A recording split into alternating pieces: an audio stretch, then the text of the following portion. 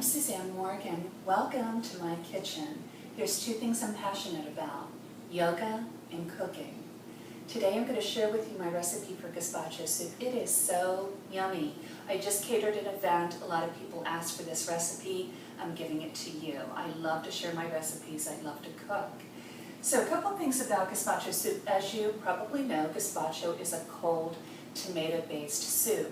The problem with gazpacho soup is that tomatoes are really only in season for a month, 2 months in many places. I live in the Washington, D.C. area. You really need to get tomatoes at their peak and from the farmer's market, not tomatoes that have been sitting around the grocery store for a couple weeks or what have you. So it's summer here, but the tomatoes still really aren't ready yet. So what I do is I use a really good quality canned tomato.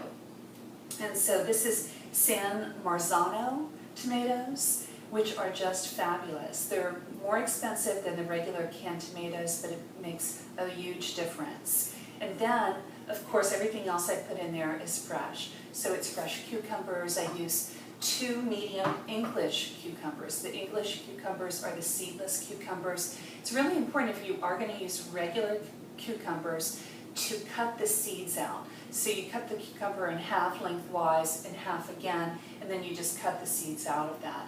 The seeds are what makes cucumbers not easy to digest. So make sure you take the seeds out if you're going to use a seeded cucumber. I put about a whole jalapeno in my soup. I like it a little, just a touch hot, just a touch hot. You don't want to make your gazpacho really spicy hot because it defeats the purpose. Gazpacho soup is really meant to be a cooling food, cooling for the body. But you need a little bit of spiciness in there. The jalapeno, I find, is just right. Then I put 2 big cloves of garlic in there. And you want to make sure that with everything that you're going to chop it up really finely so that garlic has to be super minced. With the vegetables, you can see I've cut up the vegetables really small. For gazpacho soup, again, it's a cold soup, so it's not heated. To make it more digestible, to make it really good for the body, is you want it to have smaller pieces, not make it huge chunkiness. And so the other thing that you can do, which I do with a lot of my soups, is I use an immersion blender. So this blender, I just love it. It's such an easy tool to use. There's hardly any cleanup. When you're done, you can just take the top off, put this in the dishwasher. And so you just simply put that within your pot. Make sure you've got it all the way down. If you have it at the top, it's going to splatter all over you.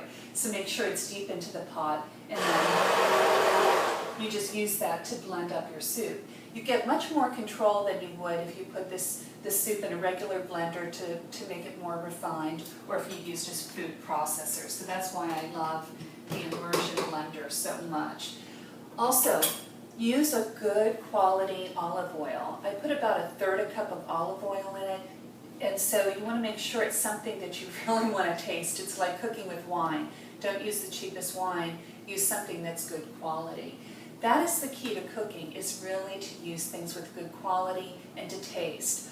I'm going to put in the recipe to use about a teaspoon of salt in this. I think it needs a little bit more salt, but I'm a bit of a saltaholic. So you can start with a teaspoon, put that in, get all your ingredients together, taste it, and see if it needs more.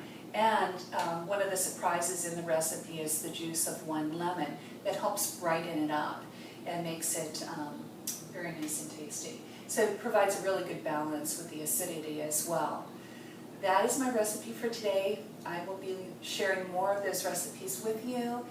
Later this week I will have more meditations and yoga practices. Have a great day, everybody. Namaste.